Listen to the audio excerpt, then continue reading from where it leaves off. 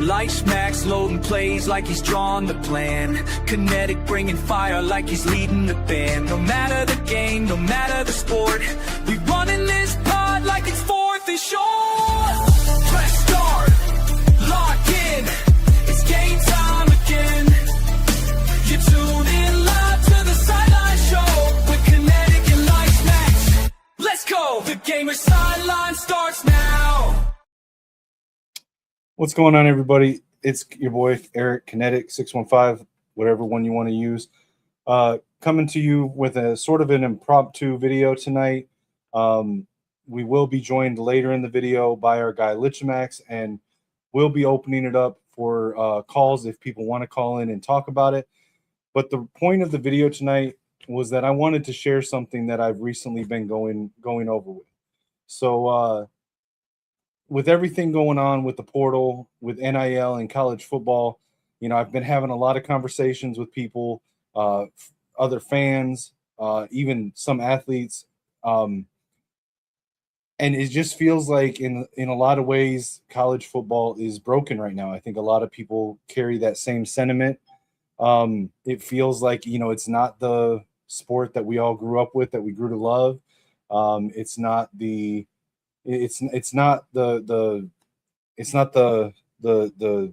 passion, the sport that we got so passionate about growing up, watching kids come from high school, going through with one team all the way to the NFL, watching their journey.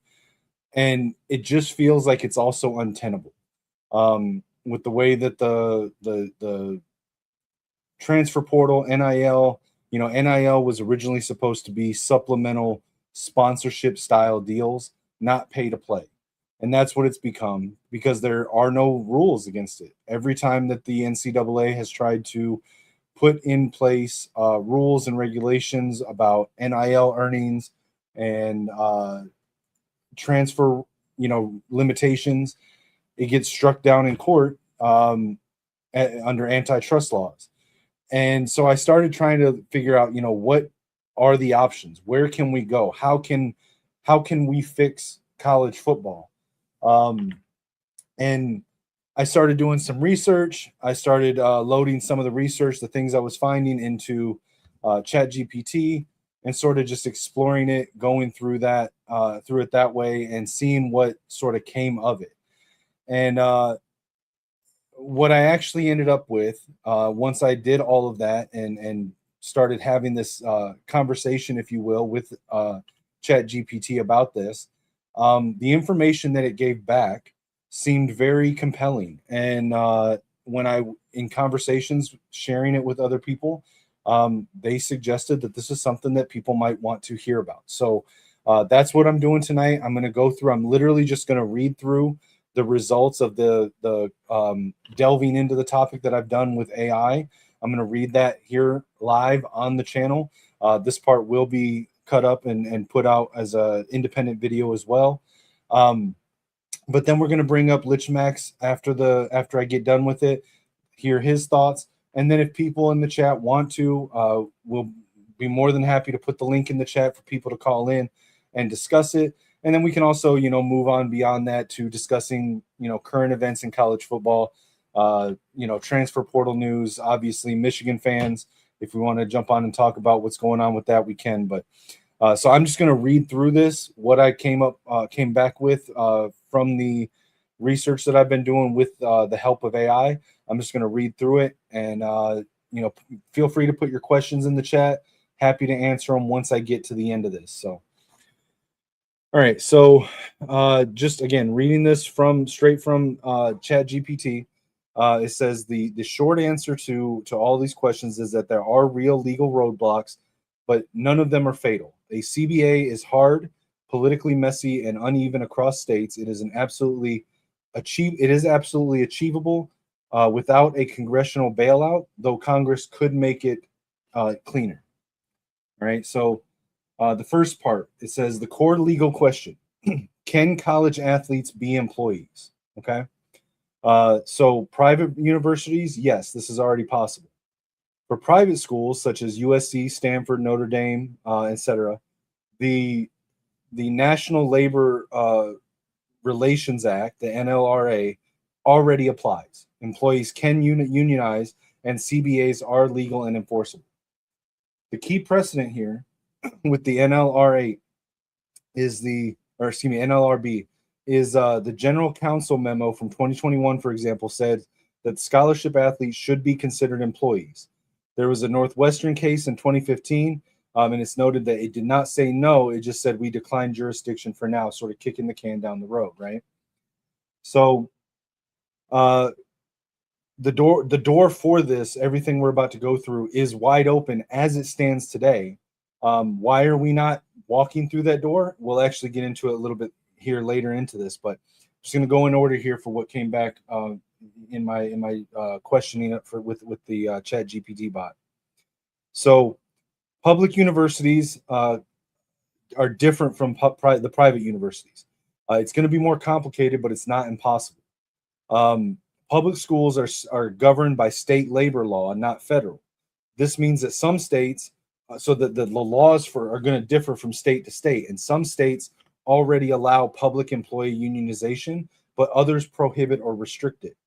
Some states would require legalization in order to allow athlete unions. This creates fragmentation, but it's not quite a dead end. So the second part of this, it says the state versus private school problem is real, but it is solvable. So you can't easily have one league, one CBA, but have it fall under two different labor law regimes from school to school. So here's how, again, this is according to ChatGPT through the conversation that I had with it, how it gets solved. The league, not the NCAA, becomes the employer. So NFL teams, for example, are private entities, but stadiums and funding vary from team to team. The MLS, Major League Soccer, has a single entity structure. Minor League Baseball operates across public and private contexts. So in what would be like a power league model, the conference or the new league would employ the players directly. They would not be employed to the team or the school. They would be employed by the league. Okay. So the conference or new league employs the players. Schools license branding and facilities, and this bypasses the state-by-state employment chaos.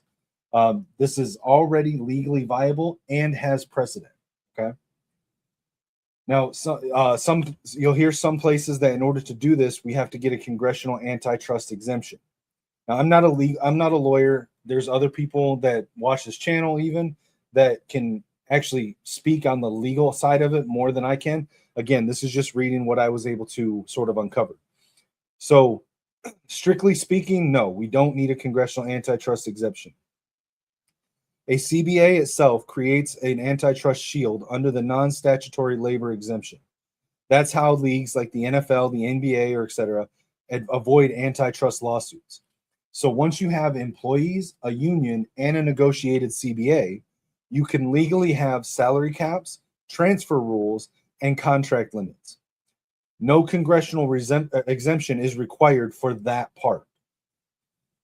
Where Congress could help, it's not mandatory, but they could help the process, is that they could clarify athlete employment status nationwide and harmonize the public and private labor rules.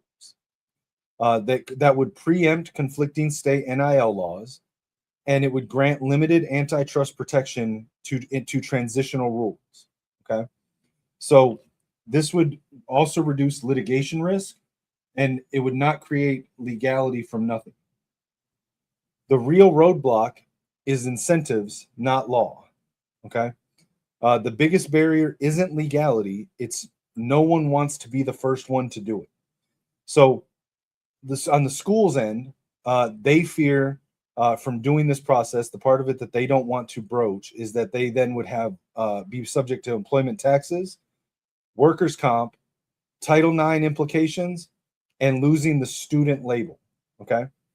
On the player side, they would fear losing transfer freedom, NIL upside, and the union leadership not representing the stars. Okay.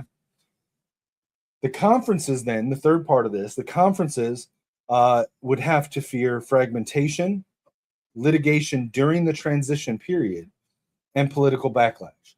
So at every level, the schools, the players, and the conferences themselves, everybody's kind of waiting for somebody else to be the first one to walk through the door. They don't want to be the first ones to go through and have to deal with all the legal issues of that path. So the next part is I tried to figure out, how do we actually get to a CBA from this point?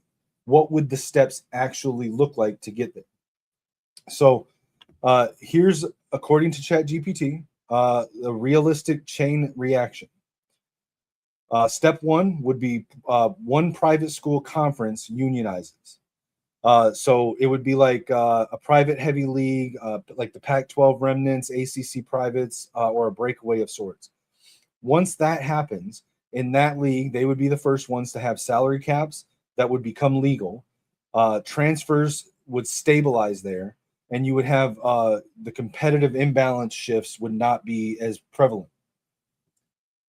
Step two, competitive pressure from that league then forces others to jump into it.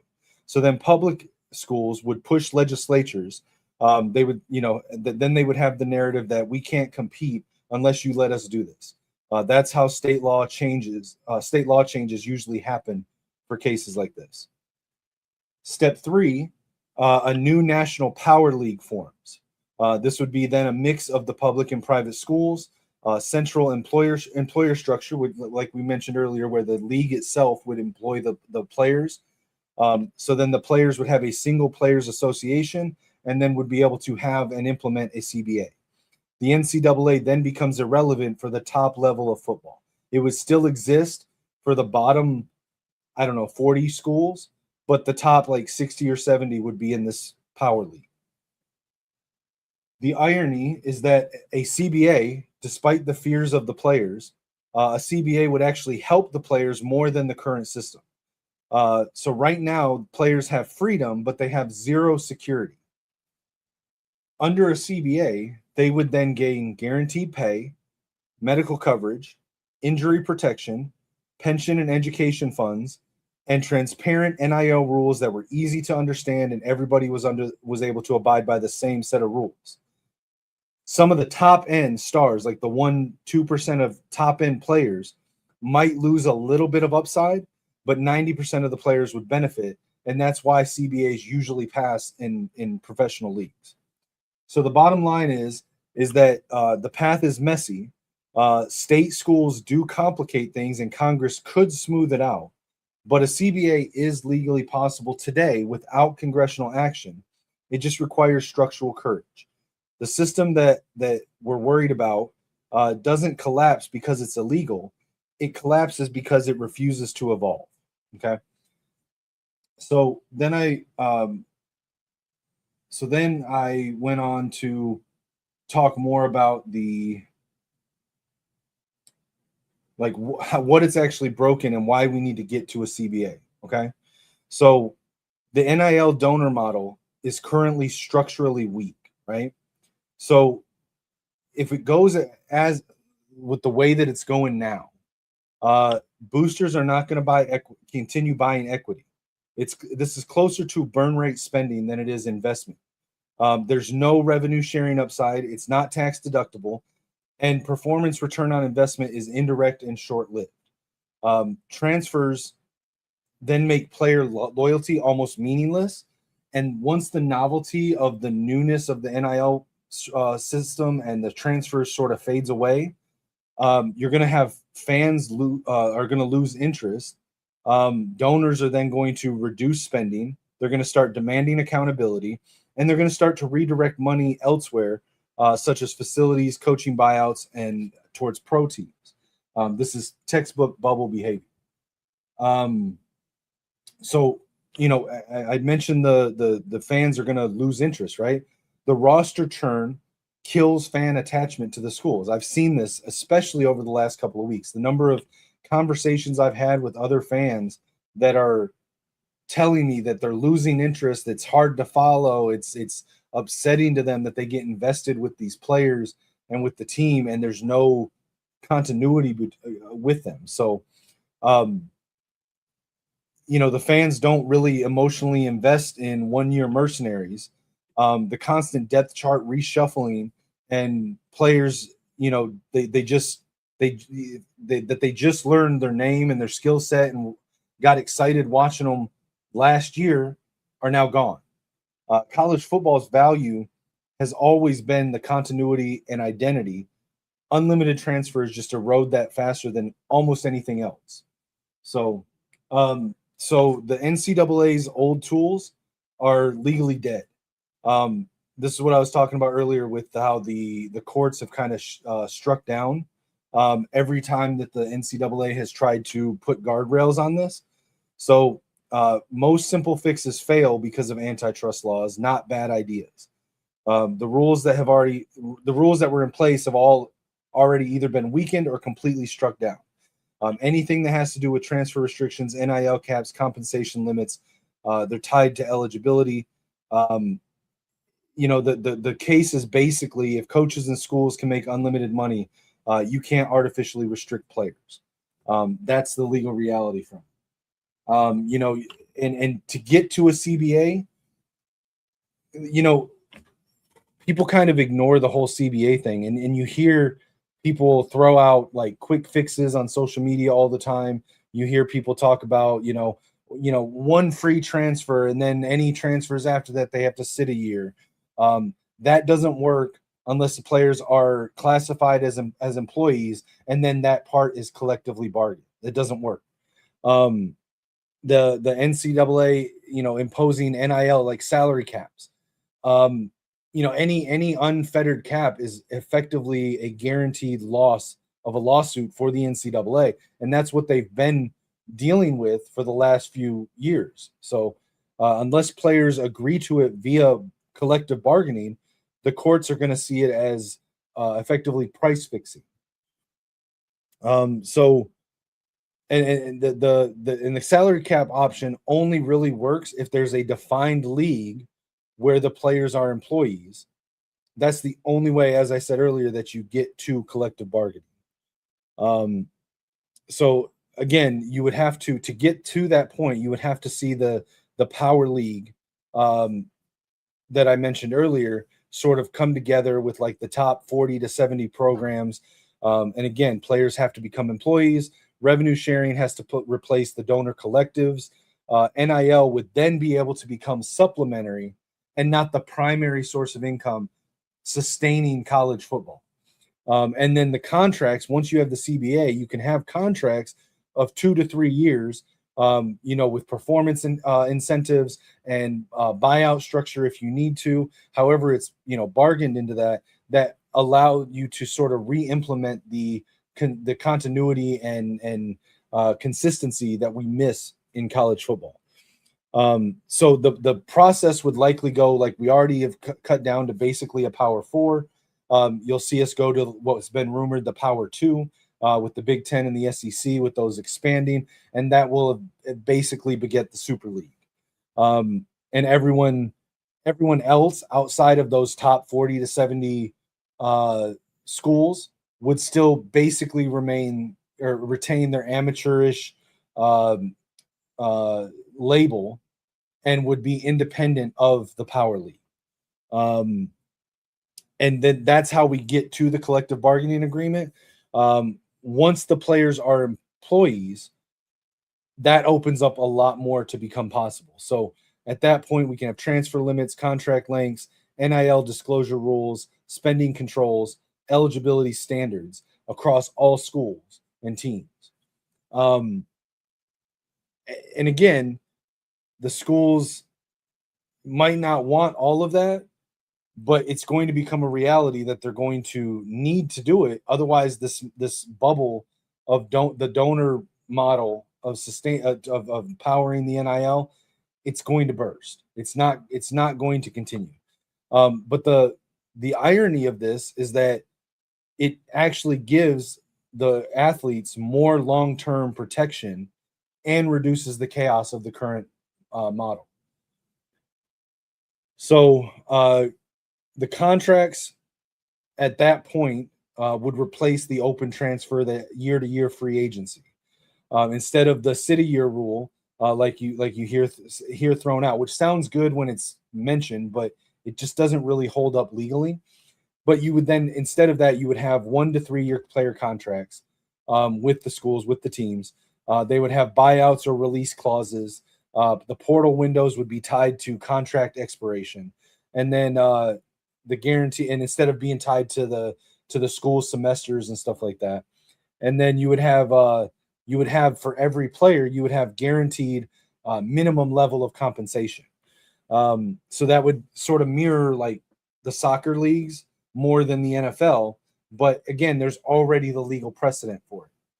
And then the NIL shifts, like I said, the NIL would shift from donors to a market-based model where the revenue, like you would have revenue pool distributions that would be more even. You'd have performance incentive bonuses. You'd have local sponsorships, like actual sponsorships, not these collectives. The collectives sponsorships.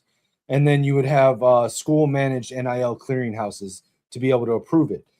In this case, boosters, they wouldn't just like disappear, but they'll stop underwriting entire college football rosters. The sad part of it for me is that I don't think that this is going to happen until the bubble bursts. I think that I don't see schools or the conferences pushing any of this through until ticket sales drop, TV contracts start losing value, and it just becomes untenable. The donors stop donating at such a high rate. But at that point, hopefully once we were to implement all of this and go down this, path, fans would then re-engage once the roster's stabilized. Because at that point, you would have players that would stay for 2 to 3 years on contracts. The contracts would be legally viable, and it would be marketed by the schools themselves. At that point, fans would be able to regain the familiarity with the rosters and the players. They would be able to safely invest their emotions into the team again, and the continuity of the sport would come back. And again, so it's a kind of ironic that for years we've fought against the college game becoming professional sports, but in this case, at this point, with what we've got now, professionalizing it would actually save a lot of the college feel, as far as, like I said, the emotional investment, the narrative continuity, stuff like that. So, but ultimately, the hard truth is that there's no version of fixing it where NIL stays unlimited, where transfers stay unlimited, where donors stay irrationally generous as they have been in the last few years, and where fans stay deeply engaged. Something with this has to give. So the most realistic path is less NCAA control, more labor structure, fewer schools at the top.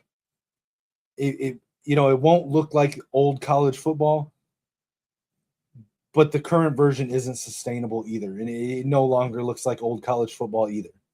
So that's kind of where I'm at with it. And I just felt like this needed to be shared and talked about, like Keegan said in the chat. So I just wanted to come on here and share that with you guys and open it up for conversation. So now we can bring Lichamax up if he wants to come up and give his thoughts on it. If anyone in the comments wants to come on and talk about it, or if you just want to talk college football, Michigan Wolverines, you want to talk transfer portal, we can do that as well. If you call in and we don't know you well, you have to have your camera on when you're backstage so that we can see that it's a legitimate call and not a troll. We're not trying to get kicked off of YouTube because people want to play games. So, but if you want to call in, put it in the chat. And Lichmax, if you're backstage, if you want to come up and give your thoughts real quick. He's not hiding, Ripstar. Although he may not be at his computer right now. Let me go through the comments real quick while we wait for Lichmax to wake up here. So we had Daryl Moore in the chat. Appreciate you, Zan Prods. Yeah, Michigan fan, definitely go blue. Appreciate the call for sub, Big Con. Ripstar, of course. Ripstar, we're not monetized. We're not a big enough channel, and I'm not really doing it for that. As you know, my situation, I do have the GoFundMe. If anyone wants to donate to the channel, there my my GoFundMe is in the corner with that QR code. It should also be in the description, but you're welcome to use that as well.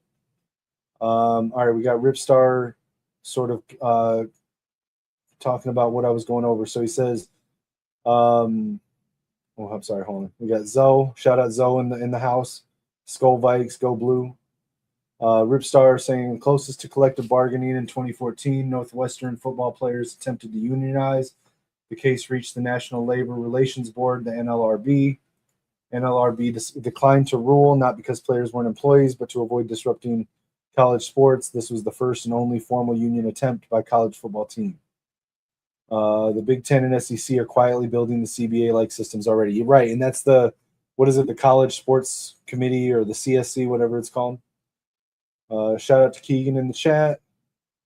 Ripstar says, fastest way to get to collective bargaining now. One, private schools, players file with the NLRB using the Dartmouth precedent.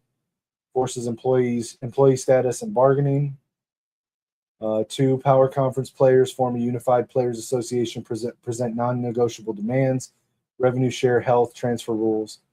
A lot of this is, mirroring what I said here. But again, I'm not the end all be all of knowledge on this. This is just something that I've been looking into here recently. Apply economic pressure, coordinated refusal to play media bowls until terms are negotiated. Players need to pressure boycott and lockout. Yeah, so I mean, a lot of that's the same stuff. We're going. We got this on board. What's going on there? Hey, yeah. So I'm on board with bringing the implementing something like the like a union of sorts for the players to that way it kind of can help stabilize the ridiculous NIL era we're in. Like, I like the NIL for the fact that it does give teams a chance to get players they normally may not have had a chance to. But at the same point, I think that we definitely need to have something like what the NFL does when it comes to spending on players and kind of what's the word? Like regulate the regulate the salaries of the players, because it's crazy. It's crazy the amount that they spend on some players versus others. Like, you could get like a kicker might get like 60,000 a year. I know that's not like the median, but it's just an example. Like, a kicker might get 60,000, but like a center might get over $1 million and NIL deals. Like, I get it. Their positions are completely different, but the name rec impact is vastly different. Like specifically, like looking at Michigan, I couldn't tell you who our center is. But I can tell you who Zavada is. I know Zavada because he saved us in the 2024 season. I don't know where he was for the 2025 season. Yeah, no, I don't know a lot of the linemen, man. Like, I know Link because we talked about him, but yeah, when it comes to linemen, I couldn't tell you who from who for the most part. But when it comes to like the positions that we hear the names of, like Jordan Marshall, Haynes, Underwood, McCulley, Marshall, like, you hear those names. You don't hear a lot of like the linemen, but when it comes to like the NL deals, So they get crazy even when nobody really even knows who they are. You know what I mean? right. So to answer this question here from Todd, I'm not saying that you cap the money that they're allowed to earn. Okay. Look at the NFL. They have a salary cap structure for the teams to normalize the amount that a team can spend from basically revenue sharing. The coaches' contracts are separate from that. What's also separate from that is what NIL is supposed to be. It's supposed to be like supplemental sponsorship deals. And I'm not saying to cap that, but there needs to be a salary cap in the sense of some sort of regulation to keep the playing field open instead of just constantly like highest bidder year in, year out free agency. Right. And Keegan's asking for the link. Are we ready to put that in there? I mean, we've been ready since you finished talking, but yeah, I can post it. I got it. Okay, you got it. Fine. Let's see. Keegan said, Ripstar for AD. Yeah, Ripstar. We're not getting political here. It's not as cut and dry, and we're not trying to make this a political thing. This is talking about what we need to do to fix the current state of college football. And I am in agreement with CBAs, and that's what this video is about: is how to get to a CBA. Right. It's not communism, Ripstar. No, it's not. Collectively bargaining is not. It's collectivism. It's not communism. I mean, and while those two things are often lead to, well, they're often associated, but you can have collectivism without communism. But let's see. Yeah, so I did say in the spiel that I did earlier before we open it up for comments and calls, Todd, that the system that would eventually effectively look more like soccer league, not the NFL, but it's a viable system with already with precedent. I'm not saying everything would be completely fair. If you're a larger market school or team, a bigger brand, you're going to be able to garner more sponsorship deals for the players that play for you. But that doesn't mean you can't have, I mean, they already have a soft cap on revenue sharing of like 20.5 million or whatever for the athletic departments across all schools. This would just be to build upon that.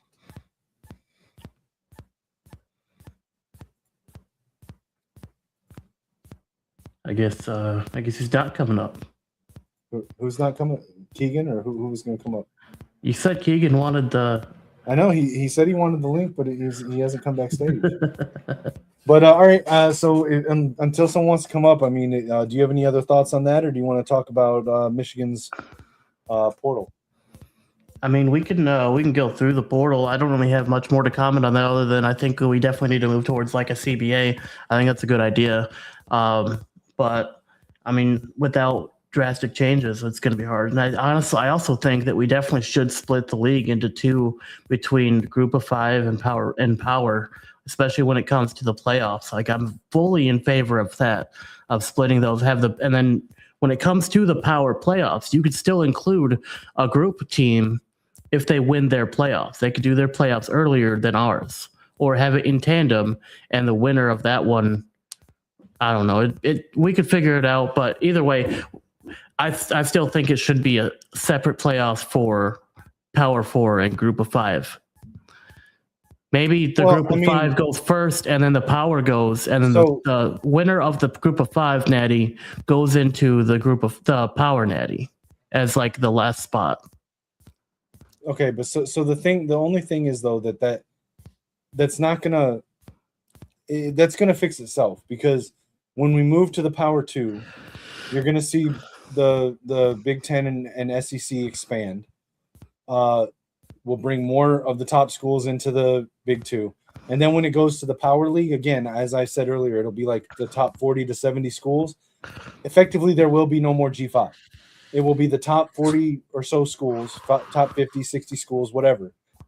The rest of the, quote, G5 would then still be under the NCAA, and they would still be the true amateur league. And this new Power League would be sort of like a semi-pro league that would be tied to schools. We have Keegan entered the chat. Yeah, this chat just got a lot more boring. What do you think about this? What are your thoughts? Well, that was an extensive breakdown, and I missed quite a bit of it. So I think it would be good to do like a very short breakdown, like a first grader breakdown of what collective bargaining is and why that would be a potential answer. Does anybody feel comfortable taking that? Well, I mean, again, I'm not a lawyer, so I would have to continue the thread with ChatGPT, but I can punch that in and give you what it says if you want. That's a good idea. Yeah. Because I think we get caught in the weeds with, like, we all know that there should be an answer, and I don't think anybody really knows. So here's the definition of CBA.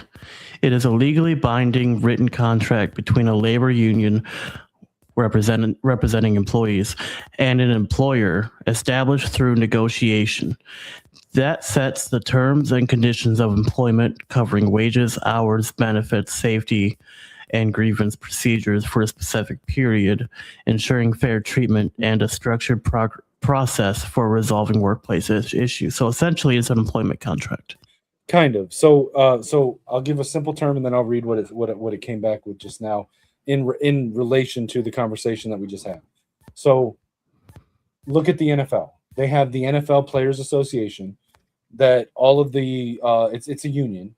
All of the players pay dues into the players union, and then they elect the head of the players union, and every so many years they literally negotiate with the league about like things for the players to be included in contracts and sort of, you know, when the league wants to go to 19 games, well, then they got to make concessions to the players for, you know, for different things, higher pay, incentives, different things like that. So, I just, again, building on the conversation that I read through earlier with ChatGPT, I said, explain in easy to understand terms exactly what a CBA is and how it applies here. And this is what it says. And I'm just reading this off. I haven't pre-read this. So it says, a collective bargaining agreement is a contract between workers and their employer that sets the rules for how the job works. Instead of every worker negotiating alone, they act together through a union. Think of it like this. Employees equal the players. Employer is the league or schools acting together. The union is the players association. And the CBA is the rule book that all three agree to. Once it's signed, both sides are legally bound to it. The CBA, what does it actually control? So in pro sports, CBAs control almost everything that fans argue about. So things like how much players can be paid, salary caps, how long contracts last, free agency and transfer rules, revenue sharing, healthcare and injury protection, practice limits. So like in the NFL, it is so down to like the minute when teams are able to like have practices, require players, or have voluntary workouts throughout the offseason. Like that's what it means by practice limits, discipline rules, roster sizes, drafts, trade rules, stuff like that.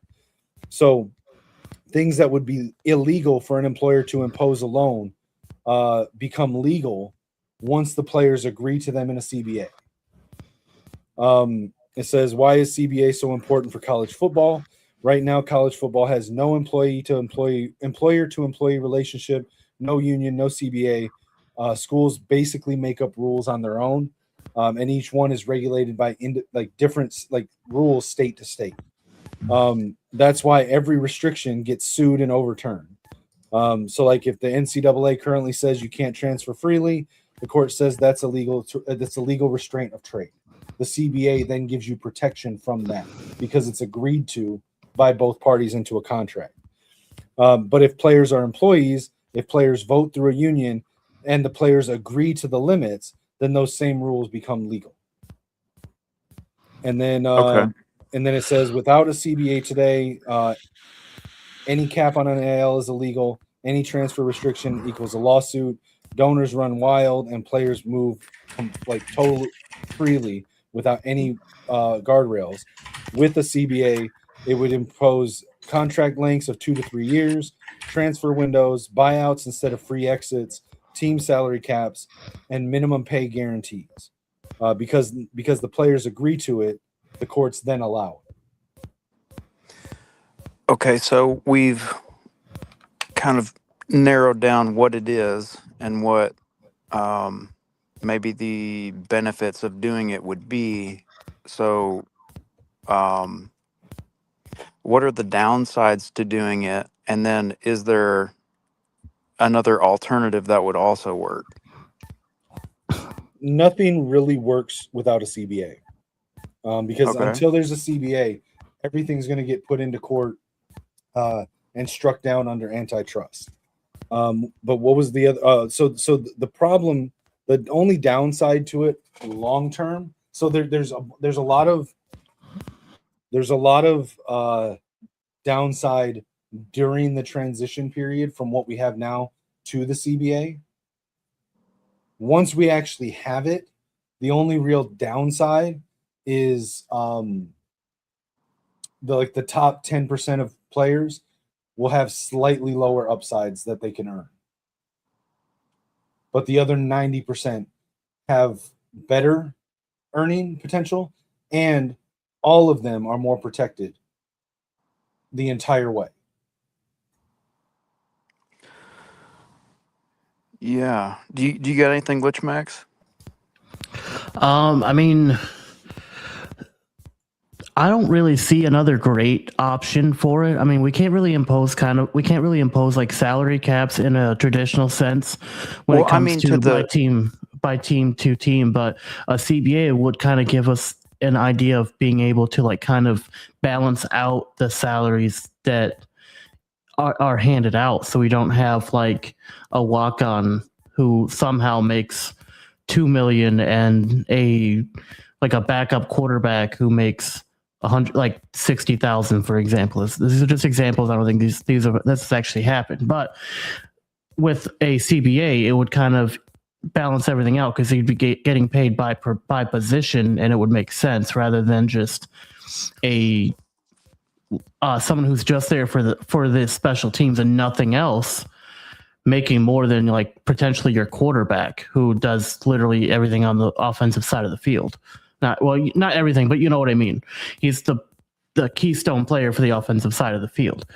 So a CBA would help with that, along with giving smaller schools potentially a chance to even like start moving their way up in the brackets and being able to actually pick up some actual players and not just picking up what's left after the power schools get their picks out. You know what I mean?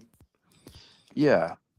Yeah, no, I love the content because it's conversation to work towards a solution. So, like, I'm not trying to, like, corner anyone or anything. I encouraged Kinetik to do this video and start this conversation just based on our previous conversation. Go ahead.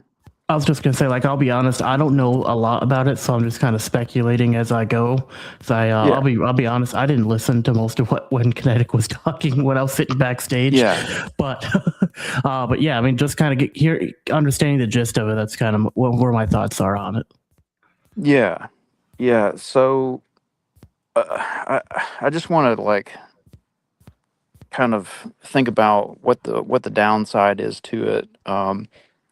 So if you do a collective bargaining agreement, everyone's professional at that point, right? Is that correct? Well, in a sense, yeah. Okay, so that's kind of subjective, but they would be employees. Yeah. The one part that I'm not sure of, and again, if somebody in the chat knows this part more, please put it in the chat. Would would they still be able to, if they're employees of the league, not of the school? So I think that's a distinction as well. Would they still be student athletes? Like they wouldn't be amateur student athletes. They wouldn't be amateur athletes. It would almost be like a pro or semi-pro league. But would they retain? Would they still be student athletes enrolled at the schools, or would that be like an optional thing where some of them are, some of them aren't, and the scholarship can be rolled into part of their compensation, or does it completely break from the student athlete model? That's something I don't know, and I can put it into Chat GPT if someone wants. But so in my mind, thinking about it, it would have to be either or. You would either have to be part of, if you're going to join, if that school has agreed into the CBA and to be part of that league, then and you go to that school, you would not be a student athlete, so your grades wouldn't be tied to your play time. However, if the school hasn't been tied to a CBA, then you would be a student athlete. So I think that's kind of where it is. Like if the school is enrolled in the CBA program and they're part of that CBA league, then I don't think your players would be considered student athletes at that point. They would be considered employed athletes or whatever, however you put it, but they wouldn't be student athletes. So I think in that case, they would have to roll their. I think they would potentially have to roll their scholarship in as part of the compensation package when they sign up for that program. But Ripstar has said something. See, so Ripstar says employees of who, or no, I'm sorry. Okay, going back there. Start from the top. Upside of a CBA in college sports and NIL. Players get fair pay, not just stars. Clear rules for NIL money, better health and injury protection.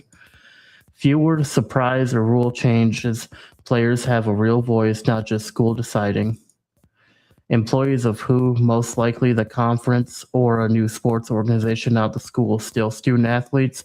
Yes, they'd be students and paid workers at the same time. Right, and so I disagree with that. I did punch that into ChatGPT again to build on the conversation. I basically said what I just mentioned. I said, would players be employees? Being employees separate the athlete from being students, or if they were employed by the league, would they still be students? Would it be optional, a scholarship as part of their compensation? How would that work? This is what it says. It says, this is actually a great question because it gets at a huge misconception. It says being an employee does not automatically mean you stop being a student. The two things can coexist, and in fact, they already do all over college campuses. So it says an employee is not being a student. It says right now universities already have thousands of student employees, grad assistants for teaching and research, resident assistants, campus IT workers, dining hall staff, athletic department interns. They are already enrolled as students. They get paid wages.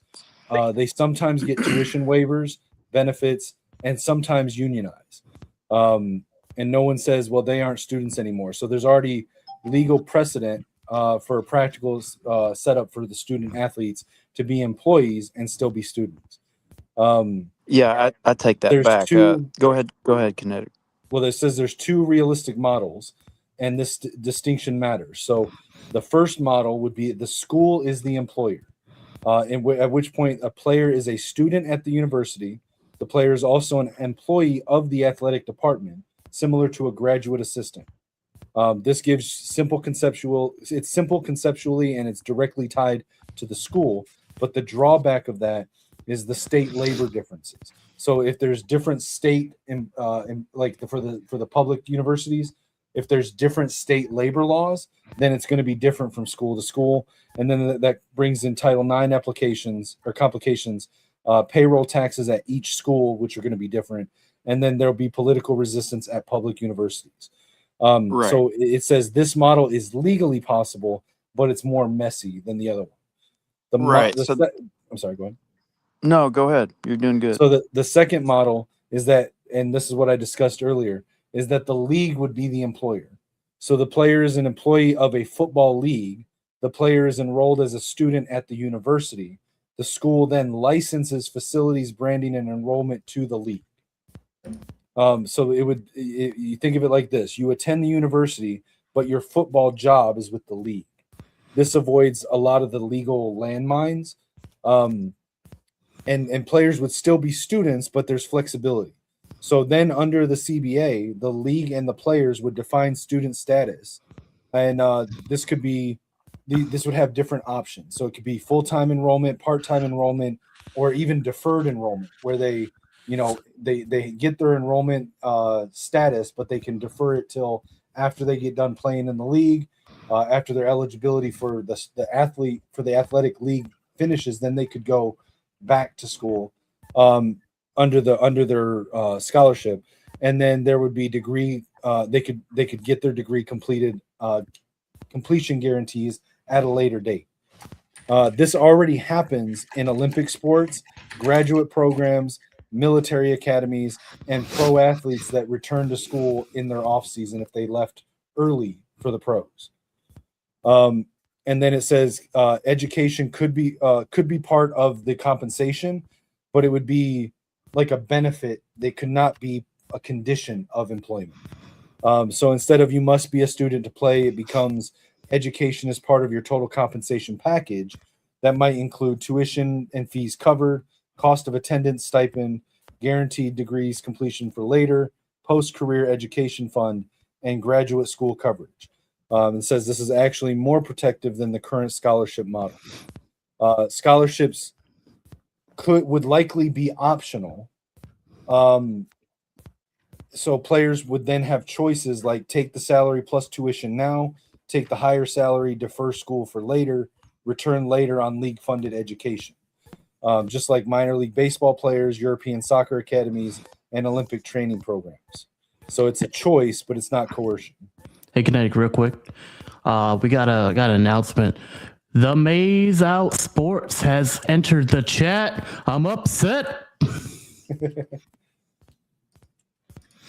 But so then it goes on to talk about eligibility and academic standards. So those will not disappear. They just move into the CBA. So the CBA could include a minimum GPA if enrolled to be able to, be eligible to play, progress toward degree standards, academic support requirements, and limits on practice time during semesters. Because players agree to it under a CBA, it would be 100% legal and enforceable. And then the question of, does this kill the student athlete ideal? According to ChatGPT, it says it sounds like it, but it honestly probably saves it. So it says right now players are students in name, football dominates their lives, and education is often secondary in practice. A professionalized work model like this would reduce hypocrisy, protect academic freedom, allow real flexibility, and everyone would stop pretending that college football isn't already a job. This would not change much about the sport visually. So uniforms, rivalries, campuses, everything would, effectively stay the same for what we see as the product. But behind the scenes, there would be more roster stability, fewer surprise transfers, clearer rules, and health protection for the players. So summary, employees can still be students. Education would likely become a benefit, not a prerequisite. Players would have more choice, not less. A league employment model avoids many legal issues. This is already common elsewhere in higher education. So it would not kill the student athlete.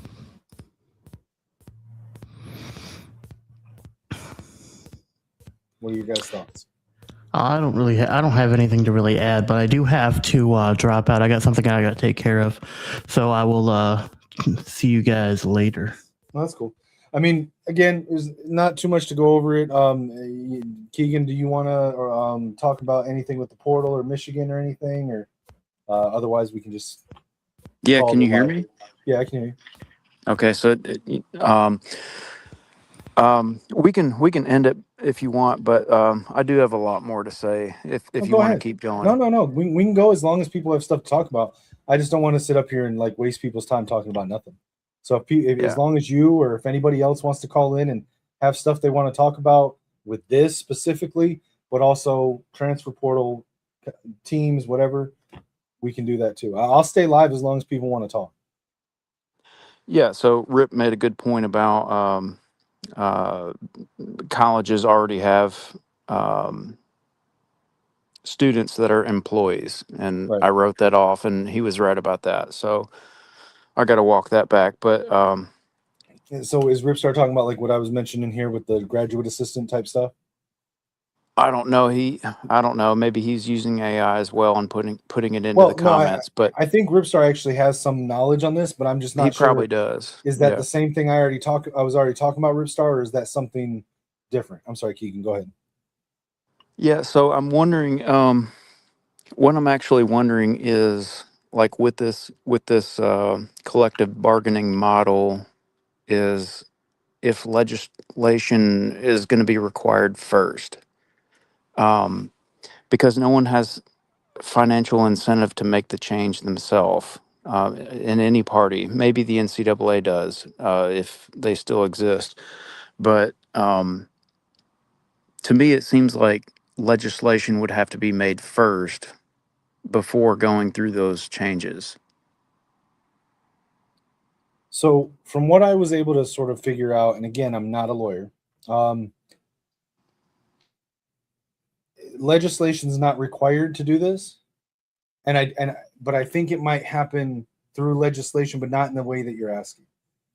But Um, it would get very messy. I think that what's going to happen is you're going to start to see waning interest from fans, and on the opposite end, you're also going to see waning interest from donors. That's going to cause the sport to sort of die a little bit, and that's going to put the schools, the conferences, into sort of panic mode, where then they reluctantly start moving towards this, and the transition from this to that is going to be messy. And at that point, we will have legislation that will come out of necessity that will sort of help move it along. But again, not a lawyer. I'm just speculating based on what I've been able to sort of search and uncover for myself. Yeah. So, So um, Ripstar is actually answering this here. So he had an answer for it. So he said new laws are not strictly required, but they would make it safer and easier. How it works: players can bargain if they're legally treated as employees via the courts or NLRB. That can happen without Congress. Why legalization helps: clarifies who employs the players, protects schools from lawsuits, sets national NIL rules, prevents chaos state by state. And he's using AI too. Bottom line: possible without new laws, cleaner and faster with legalization. yeah, yeah, it's hard to say. I do think that in this model, legislation would be required first, and it's not popular. Like, Trump was very disconnected from what was the issue with college sports, and Nick Saban was involved, and you know who knows what has happened in the past, and so that's probably going to be an unpopular topic, but I do think that in this model, it needs to be legislation first, um, because you're in a death spiral of no one has financial incentive to change, yet there needs to be a change. So I don't know how you go from A to B. So unless you want to talk about this some more, we could talk about, like, are there other answers that could work? So I'm not aware of other answers. I know Ripstar put or somebody, I think it was Ripstar. It might have been somebody else put earlier that there were a couple other options that give more freedom but less stability. Um, I don't think that they're viable from what I've read. But again, um, you know, casual knowledge of it. Um, I don't think that any solution without a CBA is really viable. Now, the CBA can vary greatly in how much structure it provides. So it could be very down to the detail, or it could be very bare bones. But I don't think that we save college football or rebuild it from the crash that it's careening towards right now without a CBA. I think there is another way. It- it- the I think the TV contracts for the ACC and the Big 12 change over in 2031. So we could go through this death spiral for a few years, and there could be the two conference thing, and then they kick out the NCAA, and then two conferences. Like when you sign to a school, you're under those two conferences, and you agree to their rules similarly to any agreements that you enter into with becoming a student athlete in the NCAA. So that that I think is But a potential road that could work. but that gets struck down without a CBA, as it's already been doing under the current NCAA model. So I just asked again, Chat GPT, and so I said, "Is there any real non-CBA alternative?" It says, "Short answer, not really. At least not one that both stabilizes the sport and survives the courts." Long answer, there are partial, temporary, or cosmetic fixes, but every true non-CBA alternative either collapses under legal challenge, fails to stop the money transfer chaos, or quietly morphs into a CBA anyway. Well, the problem with the making people professionals is like how far does that envelope expand? Is it are you even a student athlete anymore? Yeah, So well, that's it what we could talked about earlier. right, but it could go that road if you choose that model. It could go that road, and that's actually the way I see it going is that they would no longer be student athletes, and you'd have like affiliate semi-pro teams. Well, So I don't think it'll ever completely separate from the student athlete, but in the thing I was reading earlier, it outlined how there could be like it'd be like an optional thing, right? So like you could like if you're an athlete coming out of high school, right? Um let me see if I can find it again, but effectively like you could choose to be a student athlete um and have your compensation as a player include the scholarship part, right? And then again, this would be an option, an opt-in sort of thing, where the CBA would still have could have language written into it to govern, semester practice time, stuff like that.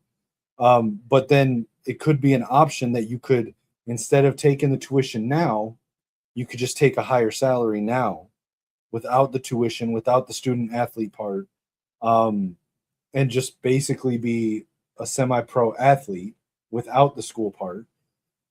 Or you could do sort of a hybrid thing where you take the tuition as part of your compensation, but you defer the student part until after your time playing is done and come back to school. So then you're not doing the two at the same time. And it could be in the CBA where,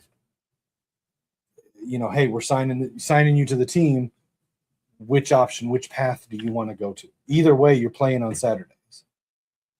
I don't think you'll see that ever get fully divorced from the student athlete, but I think it could become an optional path. yeah, I think at any rate, I mean personally, I think most people would probably feel this way that we all have portal fatigue, and college football is not what it was. So something needs to happen. So I don't know the answer, and like you said, you're not a lawyer. I'm not a lawyer either. But somebody, somebody's got to do something about this. This is crazy. Yeah. Um, I don't know. You can wrap it, or we can talk about other things if you want. Well, so I'm trying to catch up here. I was going to bring up the latest addition in the portal, Yeah. but there's some confusion about this. So Michigan football posted on X that they got Christian. What's his name? Last name on Pierce. X. It's Trey Pierce's brother. Are you sure on that? Yeah. Is it the Western Illinois guy? Yeah, brother Rice, Illinois, 6 foot 236, Christian Pierce. But there appears to be some kind of I don't know. Hold on. Confusion on his stats and what? Yeah, earlier there was literally no news. I don't know. I haven't kept up since we've been on it here.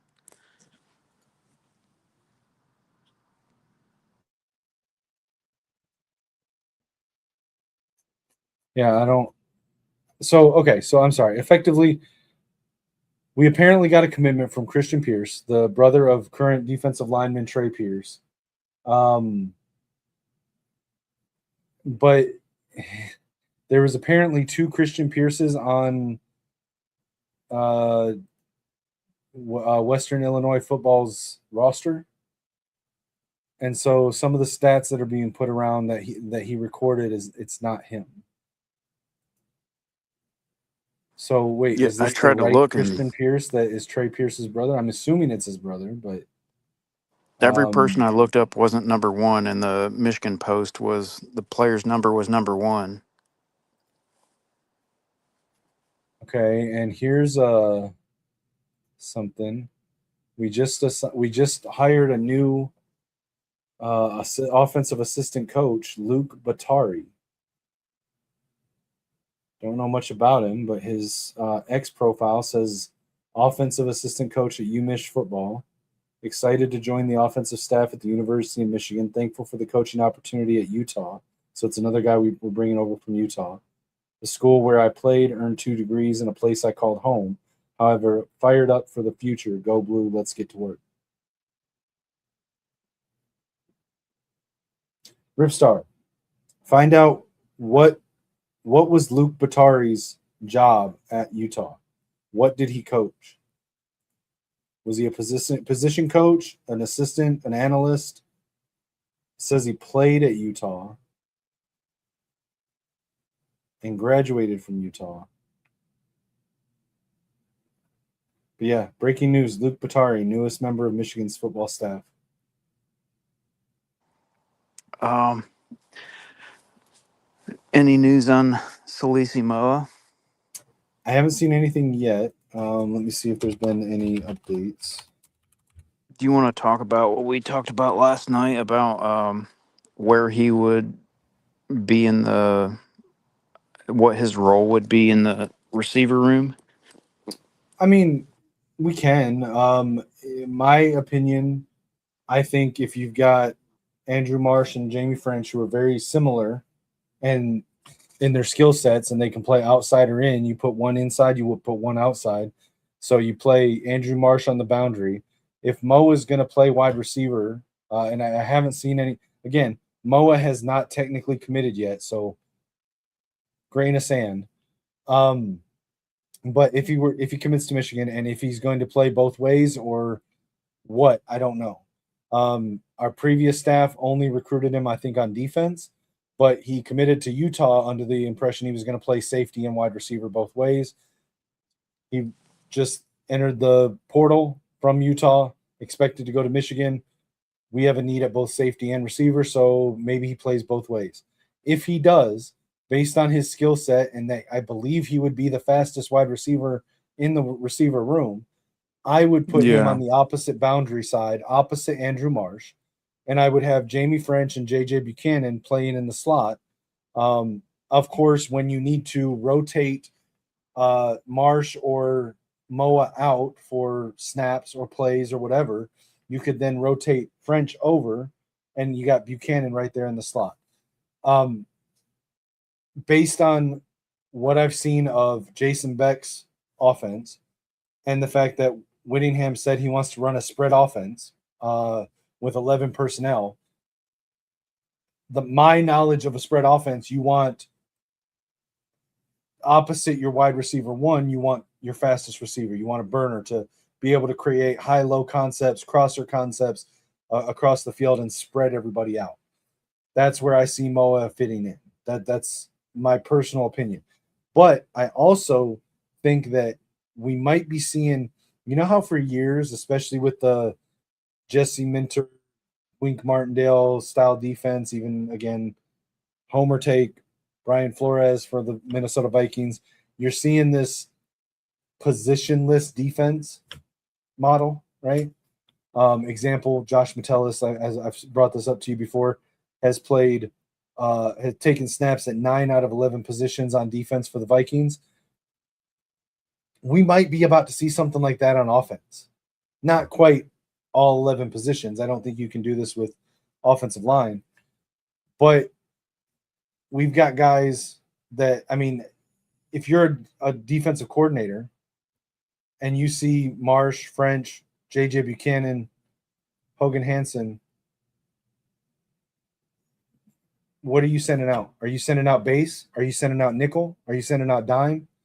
What are you sending out? Do you look at JJ and say he's a slot receiver or a tight end? Like, what are you doing? And if we can move Marsh and French and Moa all around to different positions on different packages, different plays, it's almost going to be like a positionless weapons defense or offense. Excuse me.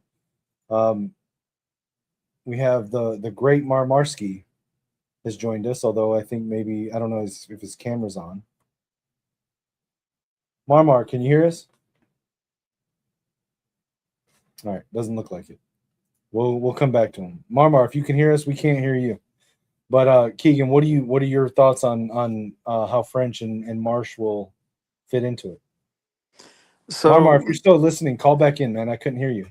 We couldn't see anything. yeah, so from what I can tell, Marsh and French are very similar. They're the same size. Marmar, you back?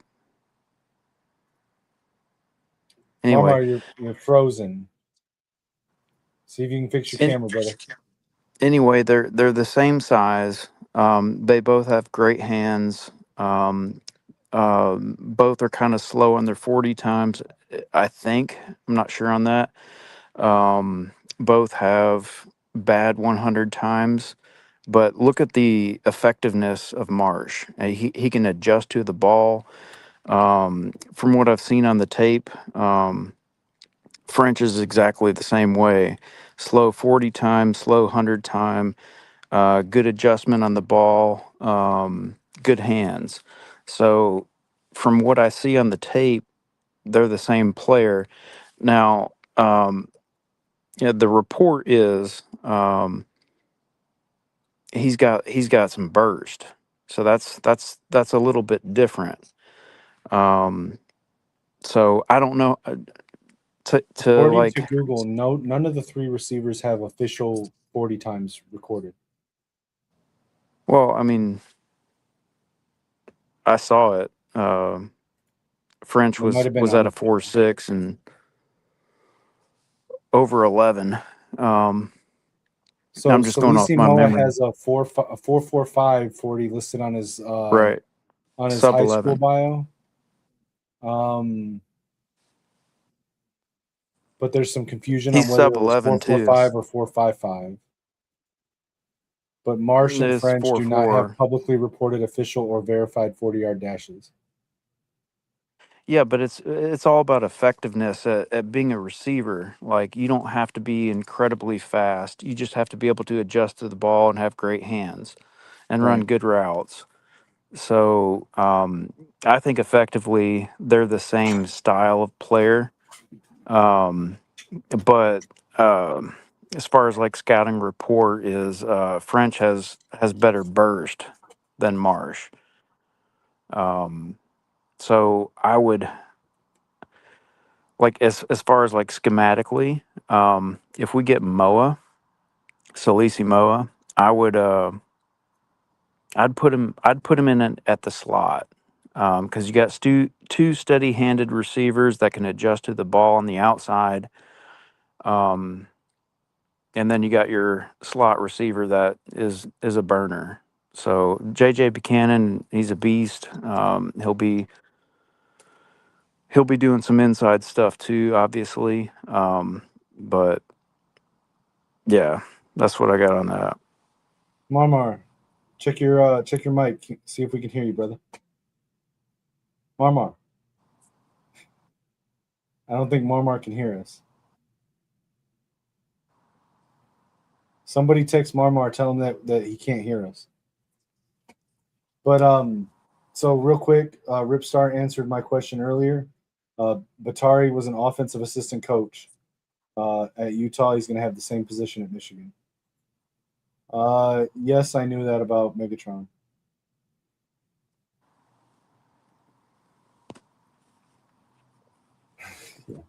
Marmar, I can you hear us? texted Marmon. I don't think you can hear us. Well, anyway, so do you have any thoughts on linebacker and defensive line? Wait, Marmar, can you hear us? Okay, we still can't hear you. Did you have thoughts you want to share? I like what the coaching staff doing, man. I just love it. What's your favorite move that they've made so far? All of them. They're getting guys that have proven themselves. I just think let's give it time to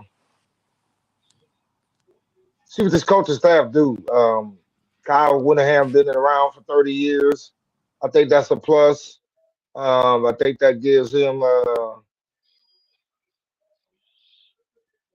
just think they just let that work out.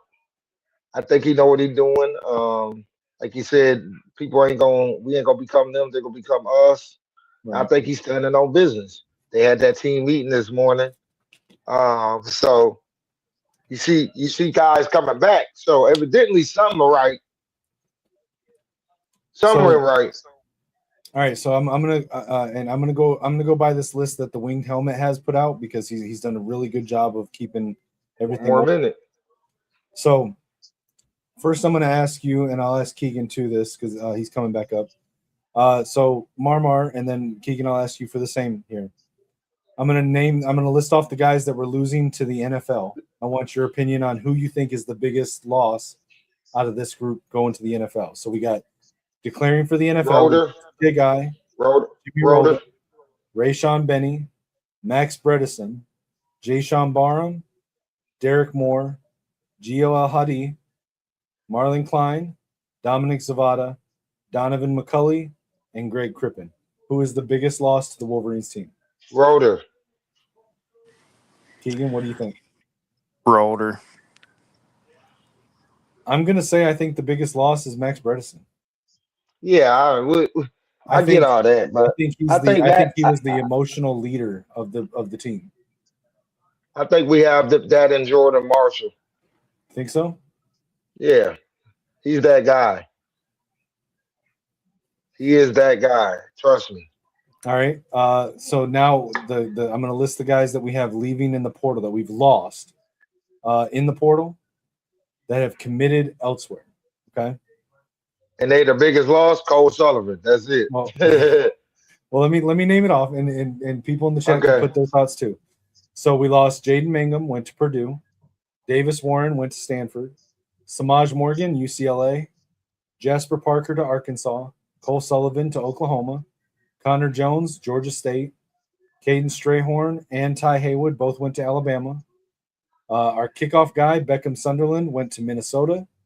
Mikey Keene to Arizona State. Ben Roebuck, Western Michigan. Frederick Moore went to MSU.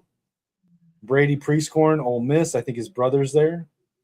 Devin Baxter, Virginia. Jaden Sanders to Notre Dame. TJ Metcalf to Tennessee. I would assume Tevis Metcalf follows him. Elijah Dotson just earlier tonight committed to Missouri. And I have heard, but I don't think it's been made official, that Brandon Hillman is going to Virginia. So out of them, who do you think is the biggest loss? Sullivan. I would probably agree. I think if you unless you count the Buckeye killer Davis Warren going to Stanford, I think it's Sullivan. Do y'all want to talk about linebacker and defensive line? We can, but let me finish this real quick. So there's a couple quick things, but I do want to touch on listening tapes. No, hold on. So these are the players that have what tapes? These are the players that have declared for the portal, but have not committed yet elsewhere. If you could have one of them back, which one would you choose? So we got Sullivan. Justice Haynes. No, they have not committed.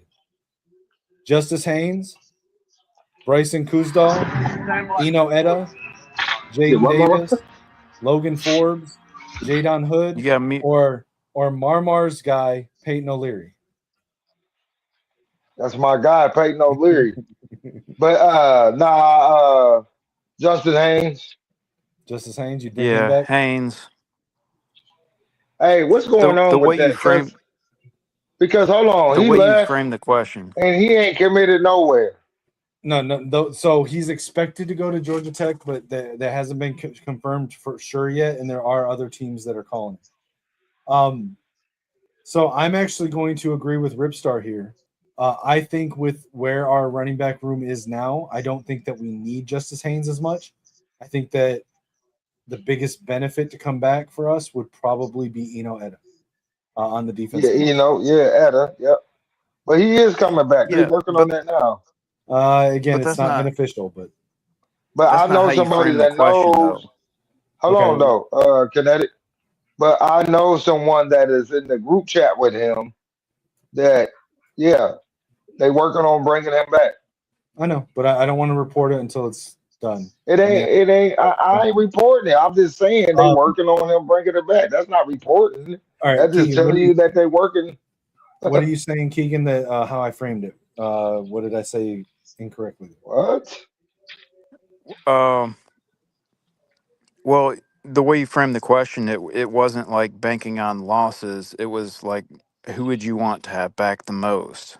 And for me, that would be Justice Haynes. But like, if you lose Cole Sullivan and you don't replace him, it's obviously going to be Cole Sullivan. Right. Well, that makes sense. That makes sense. All right. Guys that have committed to Michigan. Who is the biggest pickup? So we just had Christian Pierce.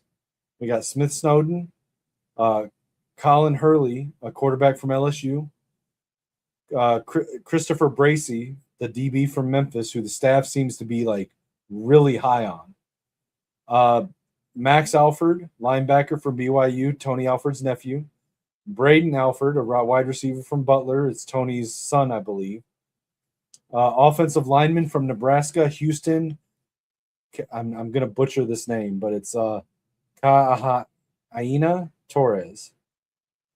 J.J. Buchanan, you know him. Braden Fowler Nicolosi, quarterback from Colorado State. Jamie French, wide receiver from Texas.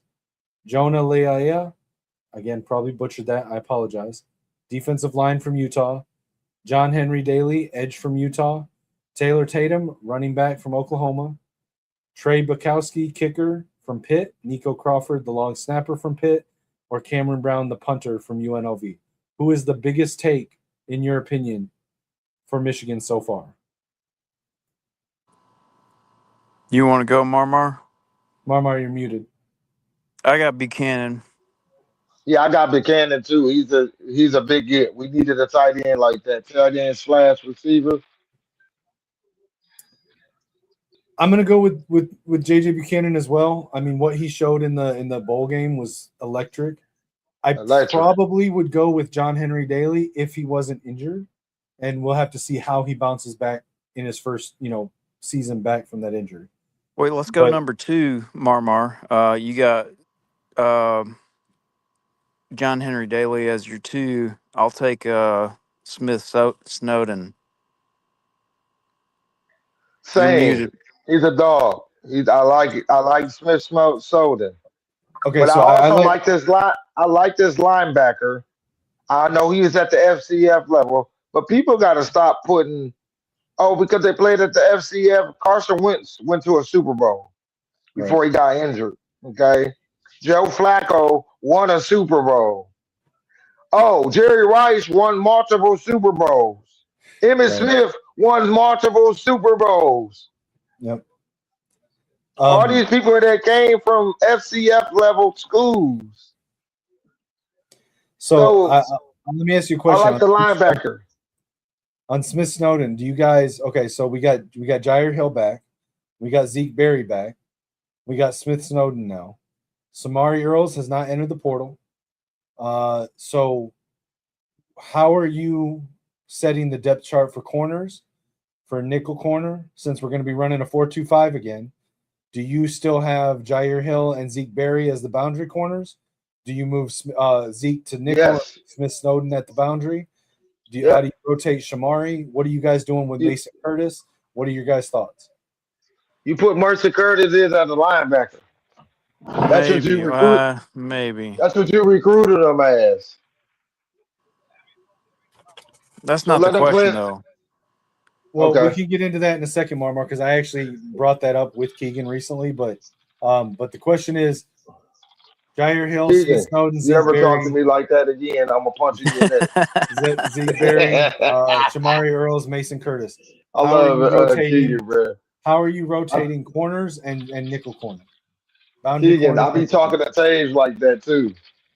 No, you better not be talking to me like that. Hey, I'll talk to both of y'all like that. Yeah, we'll see. Hey, Taves just said I better be ready to back it up.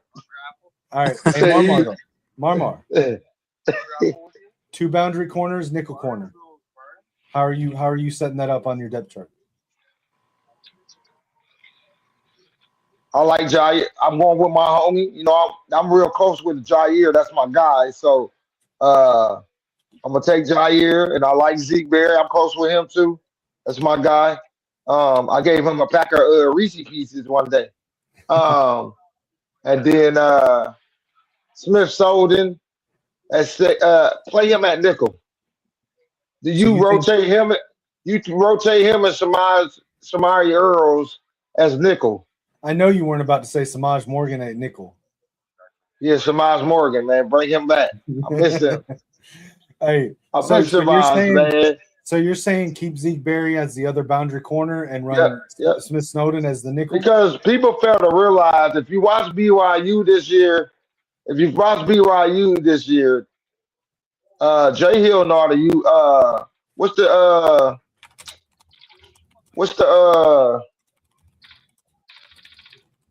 motherfucking defensive back coach name? Guilford? Gennario Guilford, I think. Yeah. He had good corners. He got good corners. The receivers wasn't beating Utah. I mean BYU and the Texas Tech thing. Did they beat Utah? It was the run game. So I'll say this. I was wrong in the conversations that I had with you before, Keegan. I thought Smith Snowden played boundary mostly at Utah. He actually played more nickel. He apparently started 11 games at nickel in the 2024 season and played all games at the nickel for the recent one. So I guess under that, you still run Zeke Berry at boundary corner unless you think Shamari Earls has stepped up. The Memphis guy too. Yeah, well, he's more safety, I think. And I was thinking that we would move Zeke back to like a safe nickel safety, if we brought Smith Snowden in. But now that we have Bracey, I guess they probably do keep Zeke Berry at boundary corner. It just kind of worries me because he got beat a lot this last year. But we don't know what this staff is going to correct though. Yeah. Like Kyle Whittingham said, like he said on the 3 Gay Man show, with Urban Meyer. Why you got to do Mark Ingram like that, bro? Because Mark Ingram a bitch. Talking shit about Michigan all the time. Fuck that nigga. And you from Flint. Yeah, man. Like Kyle Whittingham said, it's crazy that they didn't have a quarterback coach for Bryce Underwood coming out of high school, but you know, Sharon Moore, I got him. Well, I mean, and we talked about that on a weekly basis. It was like how is Bryce Underwood coming off the field and going and sitting by himself? Nobody talking to him, nobody going over stuff with him. Like that was in my opinion the biggest failure. Was talking to other people. He wasn't talking but listen, okay, you're right, and this does fall on Sharon Moore, but I think it also falls more on Chip Lindsey. You're the offensive coordinator. Hold on. The story that came out. Hold on. But I'm about to explain that to you. Okay, hold on a second. Hold on. Let me explain why I'm saying this. Chip Lindsey, when he took the offensive coordinator job, insisted that he would be offensive coordinator and quarterbacks coach. He insisted on having that second title because it gave him more money in his contract. For him to do that and then not employ an analyst, assistant QB coach to handle that job, and then to coach from the press box or from the skybox, that's on him.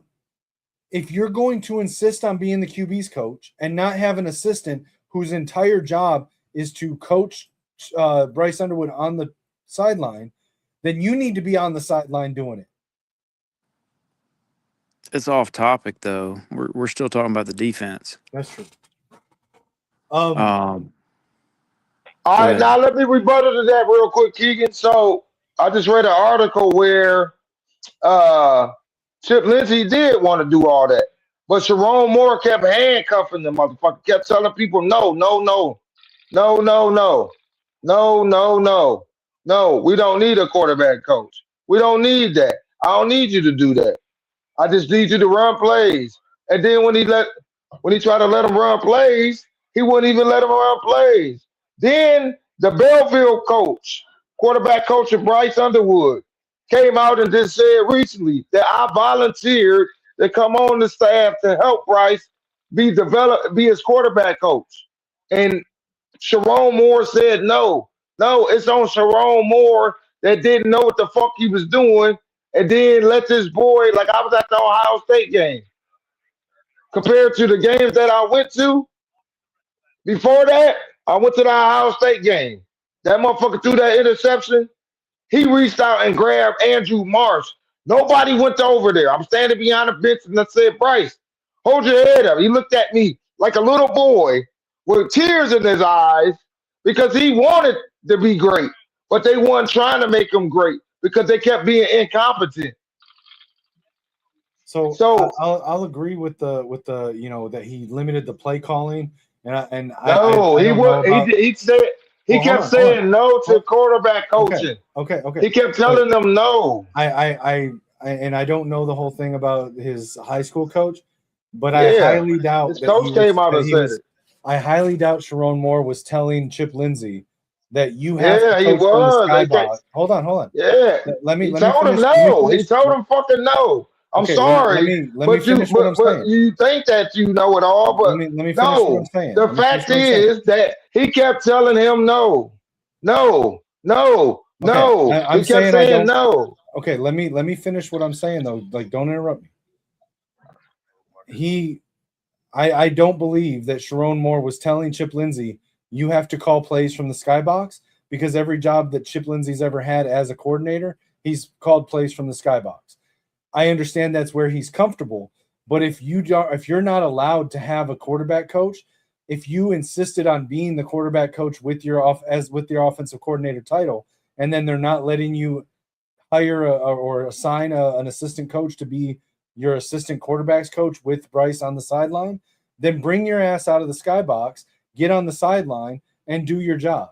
And I highly doubt yes, I admit that Sharon made a lot of stupid mistakes and calls, but I highly doubt he's telling Chip Lindsey, you're not allowed to coach the quarterback, even though you're the quarterback's coach. All you right, probably so told him you can't have an assistant coach. Well, I'm gonna send you the article where they came out and let's said finish that. let's finish the defense. Yeah, because that's more important right now. Right. So what do you got, Keegan?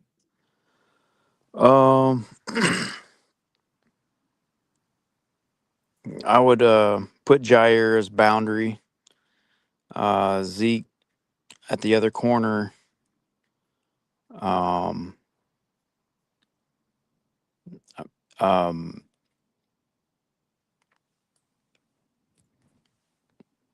Nickel's tough. We're so deep at DB. I kind of want to hit on linebacker. Can y'all hear me? Yeah, I can hear you. So, do we have enough depth, and do we have starters at linebacker? So, we've got at linebacker, and this is going to be some true freshmen, but as of right now, our quarterback or our linebacker room in 2026 will be Troy Bowles, and not necessarily in this order. Nathaniel Wusu-Boateng, Chase Taylor, I'm mind blanking right now. Sorry. Chase Taylor, the transfers that we brought in, Alford from BYU, Christian Pierce. Supposedly, again, it's expected, but it's not been confirmed, Isiamoa, Salisi's brother. And then we'll also have Markel Dabney, Caden Catchings, Aiden Reeder, and I know I'm forgetting somebody. I know that I'm forgetting somebody. There's Jaden Hood. Appreciate you, Anthony. Appreciate you, man. Jaden Hood. Well, Jaden Hood has entered the portal. He has not committed elsewhere. They may still bring him back, but I'm not counting him until he comes back. So, what is that, 7 or 8 guys? I know I'm forgetting somebody. But I personally, and I mentioned this to you, Marmar's right. They did originally recruit Mason Curtis, I thought, as a linebacker, moved him to corner pretty quickly because he's 6'5" and has the speed to play corner. I think, and again, this is purely speculation, but Jay Hill, like Jesse Minner in the 4-2-5, likes those big, tall, fast safeties. I could see them playing Mason Curtis in rotation at safety, but also letting him sort of rotate down into the box if he can put on some muscle and retain his speed and tackling, and playing that sort of what do they call it, the Viper safety linebacker hybrid role. I could see him doing that. But again, as I pointed out to you the other night, Wink's version of the Amoeba defense heavily utilized 3 linebackers, even if sometimes it was a safety playing in the box as a linebacker. Jesse Minner was more 4-2-5. Jay Hill is 4-2-5. So we're going to have fewer true linebackers on the field at any given time.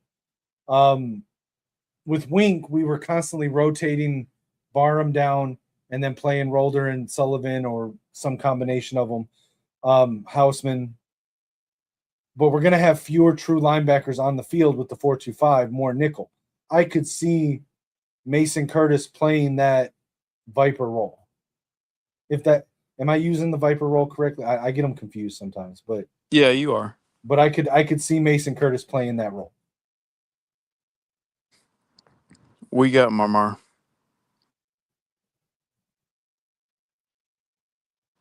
We got it. Marmar what do you fighting got for at his life in linebacker? Warzone right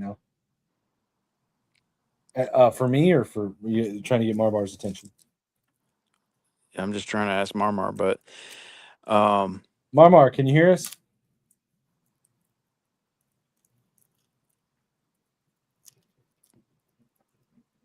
Can't hear you. Marmar, can you hear us? We can't hear you. Go ahead. Keegan's asking you, what do you got at linebacker? I like the linebackers that we have right now. Who's your starters? 4-2-5 defense. Who's your starters? Who's the 2 deep? Bowles and Nathaniel Wusa-Boateng. Yeah, I think so too. I think people sleeping on Alex Willingham. So I don't know if you guys heard earlier, Taylor Lewan was in a space and he was talking about how Biff Poggi mentioned to him prior to the bowl game that the staff was very high on some of the underneath guys on the depth chart, and he specifically mentioned Nathaniel Wusu-Boateng, Chase Taylor. Yeah. So I'm thinking that we're going to see them really step up this year. And I gotta assume that, Jay Hill and Kyle Whittingham got in there, took a look at them, and said, okay, these guys can play. And that's why they haven't been super aggressive on linebackers. I think they whiffed at linebacker. Okay, so Anthony Manzano, new subscriber. He's a got the lighter base. He's asking. He said, "Guys, I should look out for that. Guys that I should look out for from Michigan that are coming into the portal for you guys as a Hurricanes fan, either on the line of scrimmage or linebacker or replace what we're losing after Nettie." So, Anthony, to answer your question, is it? I'm gonna mute Marmar for a second. So to answer your question, Anthony, the guys that are from Michigan's team that are currently in the portal that have not committed or withdrawn from the portal. You got Justice Haynes, an electric running back.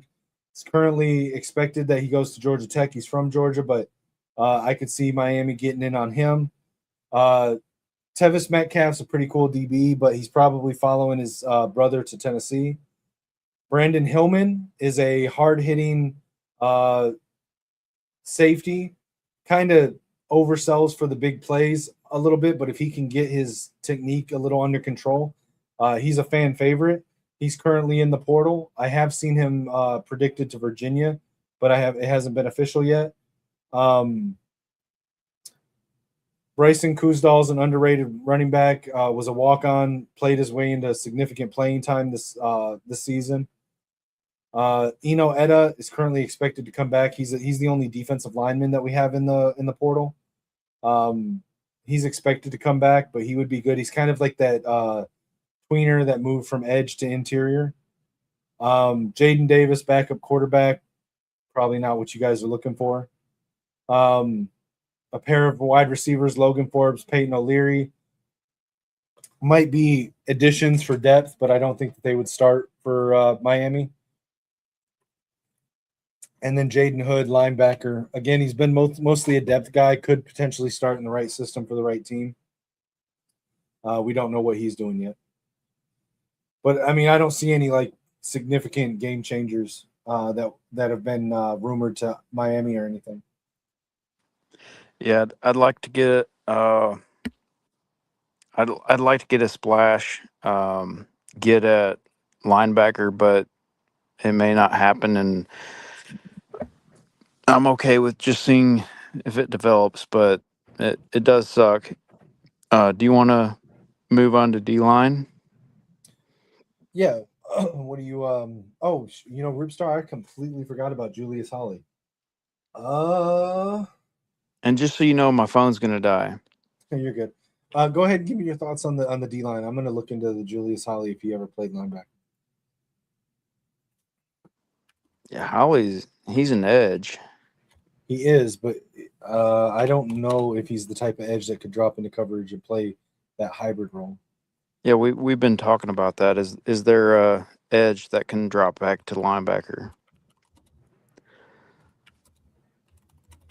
I'm actually okay with the D line. I would like to get a splash move, but I'm okay. Linebacker's my main concern.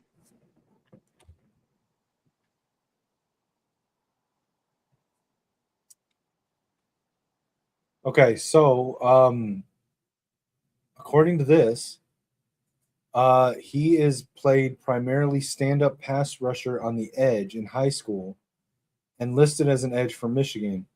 But his skill set does give him the versatility to be a Jack or Sam linebacker. There's a comp here that I found where someone comped him to a player from Georgia, Nolan Smith, that played a similar role. So there's the potential. I couldn't think of one when we talked about it before, Keegan. There's your potential edge player that could play linebacker. Yeah, okay. Good catch, Rip. Yeah, yeah. Shout out Ripstar for that one. I completely forgot about Julius Holly when I was going through the list or in my head. All right, so D line. I don't know, man. I think we need Etta back. I think we need that depth at the interior. Edge rushers. I like the potential of a lot of our edge rushers. Nate Marshall, Edic Paye, Julius Holly. Maybe Meadows is able to step up in his freshman year. Maybe we see some growth from Pale. I know we still got Dom Nichols, Cam Brandt. I think they're a little bit of a different style of edge. I think maybe Titan Davis. Who knows? Yeah, I mean, Titan Davis, Alistair Vallejo, I think they're both going to be really good, but I don't know if they're going to be ready year one. I don't know Prescott Burgess very well, so Ripstar's comping Holly to Prescott Burgess.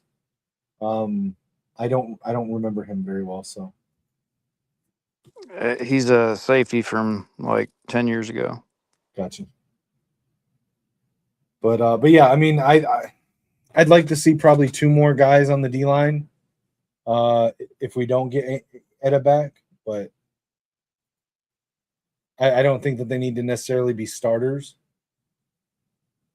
I don't know that there's a true like starter level. I mean, we brought in like Leia. We brought in is he the only D line guy that we brought in so far? Well, John Henry Daly, he's an edge, but yeah, so I think Leia, again, I'm probably saying his name wrong. It's Leia. I wish Kyoki was in the chat to correct me on this. But he's the only D-line guy we brought in. He played at Nebraska. Let's see if I can pull up his stats. Or wait, what was the other guy that we brought in? Hold on. No, wait, he was an offensive lineman, I think, right? The other Torres, yeah, he's an offensive lineman.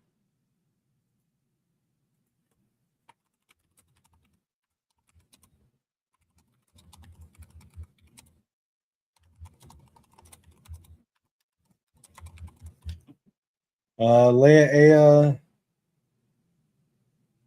Okay, he did not record any stats for the 25 season.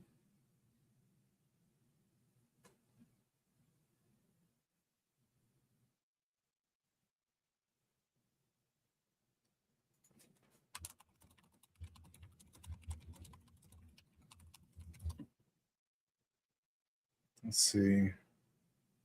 Oh no, he did. Okay, I was looking at the wrong spot. Okay. So Leia has 42 career total tackles, 24 solo, 1 sack, and 2.5 tackles for loss. The vast majority of those came in this past season for Utah. So I think Keegan's phone cut out. All right, guys. I'm going to go ahead and cut the stream. This is where I've got a couple other things I got to attend to. The main point of this stream was to go over the NIL complications and getting to a CBA. So we went over that, sort of touched on Michigan's transfer portal. But yeah, I appreciate everybody that joined in on the conversation. Ripstar, you added a lot to the chat. Appreciate that. The new subscribers we got, appreciate you.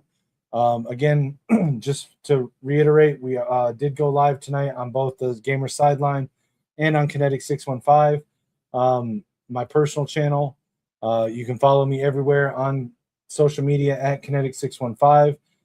If you get a chance, please check out the QR code. It'll take you to my GoFundMe. I'm currently going through a lot with myself and my mother with some medical issues and being unable to work. I could really use the help. Quick update for those that are aware and been following along with what's going on with my GoFundMe. The arbitration date, which should have happened last month in December, got pushed back to March, late March, because of the government shutdown. I should have the arbitration hearing late March, assuming that I get approved. I should start to get my disability benefits in May or June. So I'm still asking for help from anyone that's able to help us to keep bills paid, to keep food on the table, gas in the car, to get myself and my mother, me to my physical therapy and then my surgeries, my mother for her cancer treatments. Any help is appreciated. Also sharing the link out on social media helps. It is in the QR code here. It should be in the description of the video, and it's also pinned at the top of my X profile. Anybody, if you want, you feel free to shoot me a message on social media. Happy to answer any questions about it and be transparent with it. And if you don't want GoFundMe to take a cut of your donation, I can also provide my Cash App or Venmo if you want to make a direct contribution. But any help is appreciated. And again, I appreciate everybody that tunes in, comments, likes the video, shares it, and just gives that interaction. But we're going to go ahead and sign out here, guys. Remember to be kind to each other. Sports, gaming, whatever you're doing, rivalries, it's fun. Don't be hateful. Don't be disrespectful.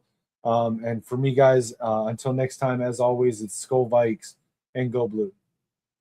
From joystick dreams to Friday night lights, it's controllers and cleats under podcast mics with Life Max driving deep like he's throwing a bomb. And Kinetik calling audible, staying calm in the storm. From the field to the sticks, yeah, we bring the heat. With Kinetik and Life Max, never miss a beat. When the final whistle blows or the credits roll, we're signing off strong, that's how gamers take control.